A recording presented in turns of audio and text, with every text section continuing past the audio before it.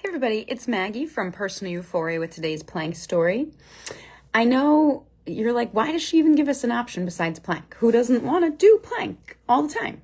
But in case you're not feeling it today, you're going to interlock your hands behind your head and then pull the elbows apart. Lift the breastbone, lift the chin. Let your hands hold your head. And then round forward. Bring your elbows towards each other without crushing your head. And let the spine curl forward. And just go in and out of that, pairing it with your breath. Open big and curl in on yourself. All right.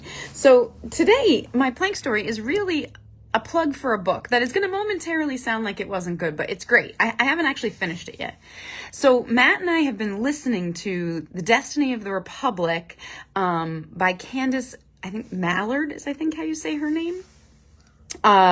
It's really interesting. It's kind of long and slow. It is about the assassination of President Garfield.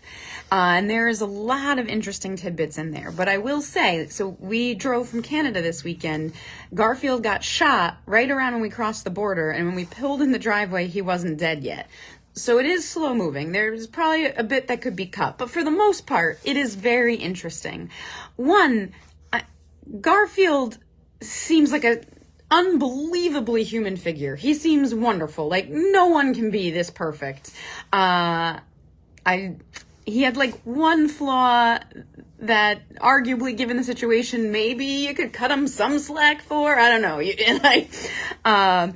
But for the most part, this guy seems too good to be true. So that's interesting.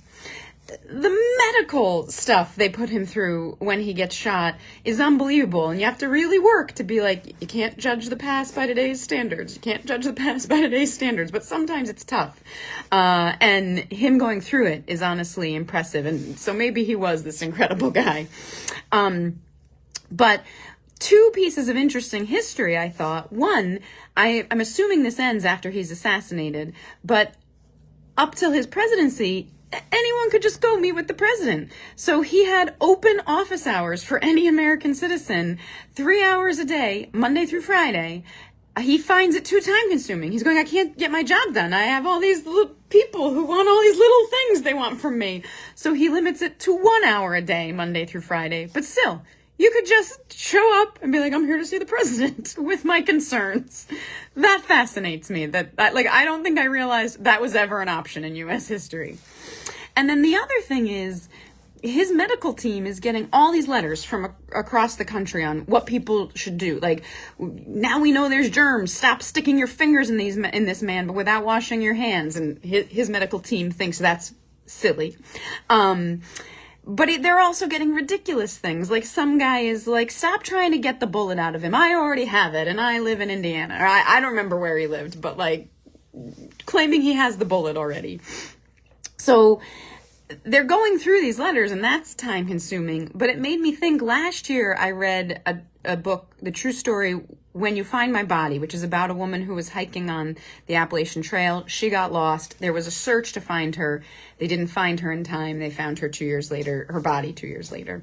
But in this, the police were saying, like, they get letters from across the country, hundreds, calls, letters, emails, and you have to consider each one, which is very time consuming and impacts time people are looking for someone. But they said, you never know who knows something, and so you have to consider everything. And they said, you always get psychics, and they're like, what if this time the psychic's right? Also, what if that psychic is actually a murderer and killed this person and knows where the body is? So every piece of information, most of which is not worthwhile, has to be looked through. So I was thinking of that. They're having doctors write them, say, we think the germs are real, and you should wash your hands and your tools before sticking them inside an open wound. But they're getting a lot of crazy other information, and his lead doctor just didn't buy that yet. So anyway, I really would recommend it. It's an interesting read, and Garfield seems like such an impressive man. With that, I hope you have a wonderful day and keep moving.